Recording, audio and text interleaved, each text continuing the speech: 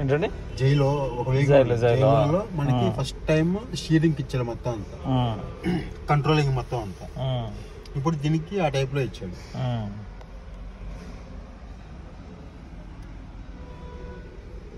Hand brake super. Eco power కూడా ఉంది కదా దీంట్లో.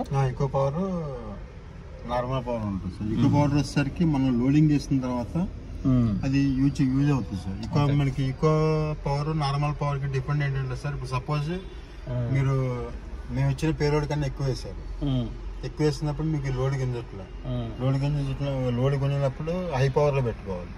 హై పవర్ లో పెట్టినప్పుడు మీకు ఏమవుతుందంటే ఆటోమేటిక్ గా మైలేజ్ అనేది తగ్గుతుంది, పవర్ పెరుగుతుంది.